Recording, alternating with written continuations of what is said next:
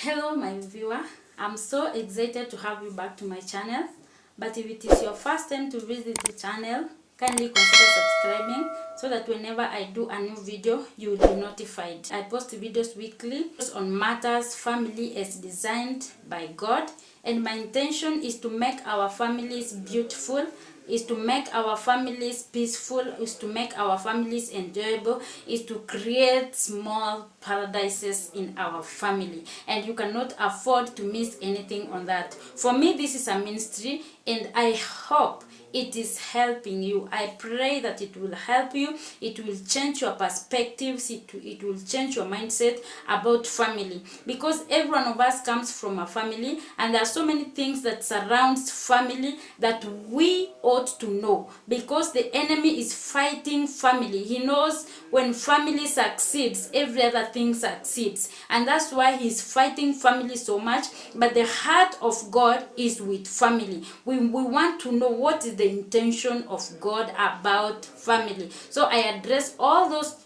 topics around family, and thank you for those reaching out to me. Thank you for those giving me their feedback. And if you want me to address any topic, just reach out to me. You can write a text. You can respond to this video. You can also reach out to me on Facebook, Bonaredi Joshua. You can reach me through WhatsApp. My number is on wall.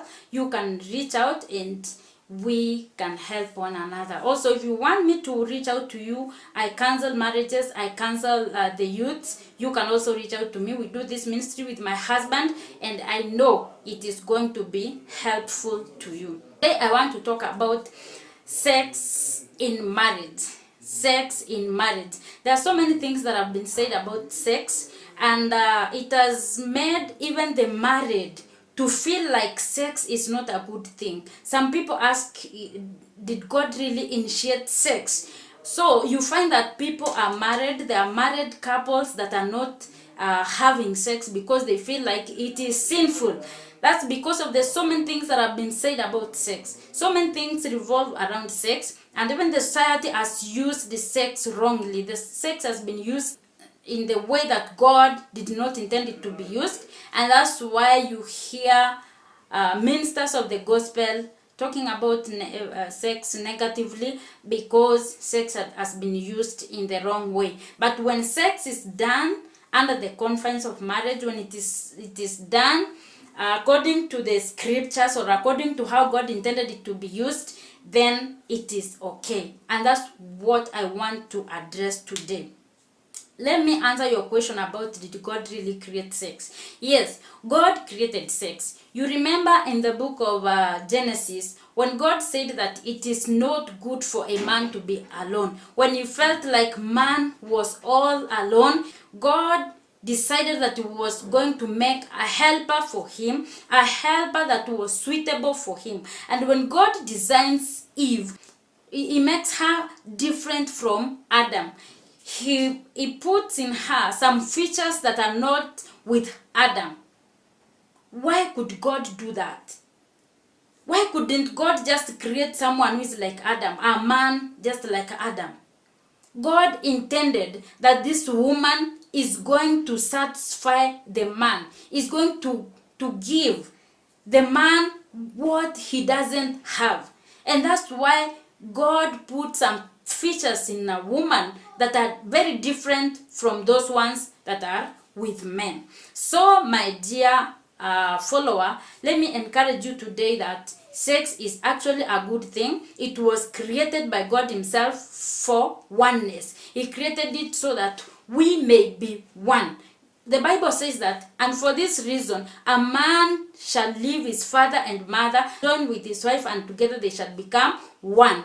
Oneness does not happen on the altar when people are clapping, when people are rejoicing, hululating, when you're putting a ring on your wife's finger or on your husband's finger. Oneness does not happen. Oneness happens after the wedding, when now you go to a private place where there is no one and consummate your marriage. When you do the marriage act, that's when you become one. So that's the reason why God created marriage. And I want to discuss a few points why sex is important in marriage. And the first point is to make us one, just like the scriptures tells us that we shall leave our parents and together with our spouses we shall join and make a one unit. And God intended this for good, so that when we become one, we exchange so many things. Your man could be a teacher and maybe you are a businesswoman. But when you come together in that bed, when you consummate your marriage, you become one in spirit. There are so many exchanges that happens in that marriage. And in this sense, I'm not talking about homosexuality. I'm not talking about fornication. I'm not talking about adultery. I'm not talking about masturbation. I am talking about about sex in marriage. Sex between two individuals who have come out publicly and have declared themselves husband and wife before witnesses and before God himself as the highest witness. So it is good in that sense. Another point is procreation. We do sex for procreation. You remember in the Bible, God says that children are a gift from God. So you know the way children come. You cannot pray for children to drop from heaven. God designed a way that we get to make children. When God told us to procreate, to fill the earth and subdue it, it didn't mean that we are going to create just like the way he created. No, he empowered us differently so that in that act we make children. You see, in our current society, because so many things has happened, because we are using sex the wrong way, that's why you hear men asking for DNA tests, because they believe that those kids that are born in those families are not theirs. Women are getting children out of their family union, getting a child with another man while you are married. That is so wrong, and therefore we need to stop that. You find a man bringing a kid from outside and telling the wife, this is our child, and yet the woman does not know that. It is not good. Let us satisfy our partners let us suffocate them with sex, so that whenever they go outside there, they will be thinking about us. Whenever they think, in fact, those kids that are born outside the marriage union, who got them did not intend to get them. They intended to enjoy, and therefore children came as a result. And therefore, let us satisfy our wives and our husbands with sex, so that whenever they go outside, they will be thinking about us, and they will not go having other partners for sex, resulting to kids who will be like a curse to the family, who will suffer, who will not even agree. We are told to give birth to godly offsprings, but when you get a child out of the marriage union, you will attract curses even to this child. She or she will live a life of desperation. They will not accept themselves. They will have low self-esteem. But when you get children under the marriage confines, you find that these children are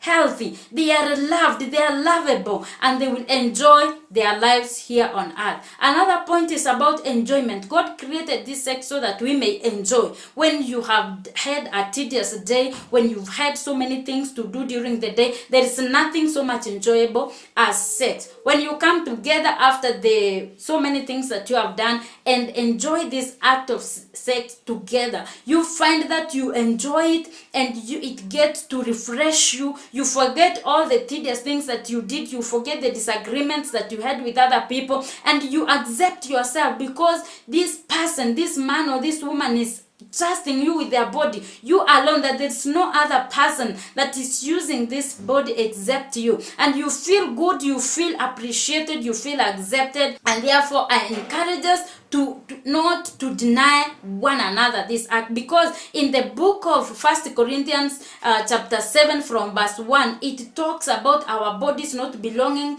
to us alone. Your body as a woman does not belong to you alone, but it as well belongs to your husband, and therefore you should not deny him when he requires it, when he needs it. We should do this cheerfully. You should be happy when you're giving your body to your husband, or when you're giving your body to your wife, because it is not your own. Don't leave your partner to burn with passion, because the scriptures tells us in that same book of 1 Corinthians that we marry because of our desires for sex. So if you're married and you're denying your partner, you're encouraging him to go get other partners, and therefore he will not be doing the will of God. So let us check on that, do what God expected or created that act to do in our lives. And another thing is companionship. When you have sex together, you become one. There are so many exchanges that happens, and therefore you become one. That companionship that God intended to happen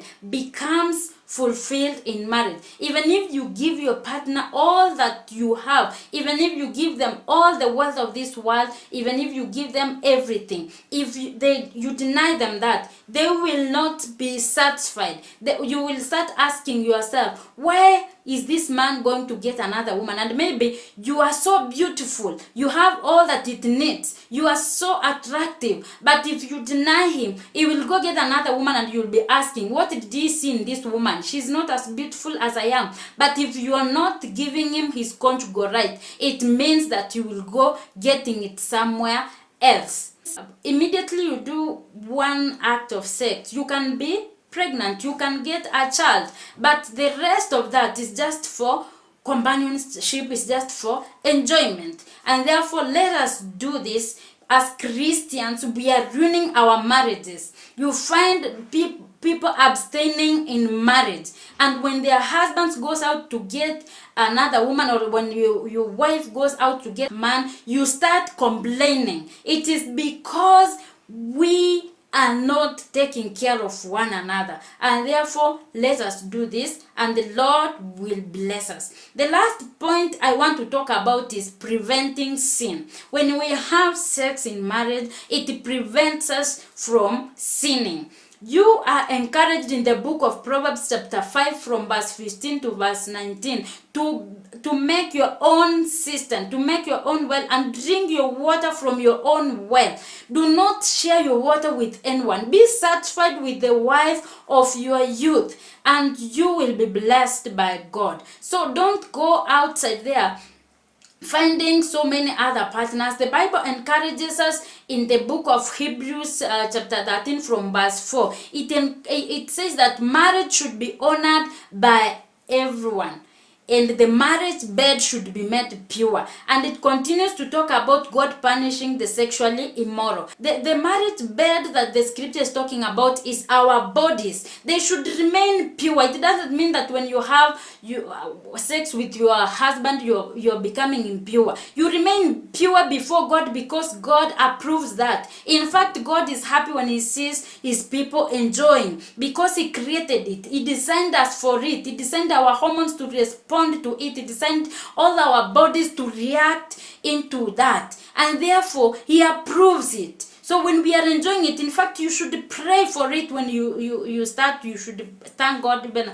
after finishing doing it, because it is under the confines of God himself. So let us not misuse sex. Let us use it well. Let us use it under the confines of marriage. Let us avoid having extramarital partners, so that we may do the will of God and we may please our Father in heaven. Thank you very much for listening to me. May the Lord bless you.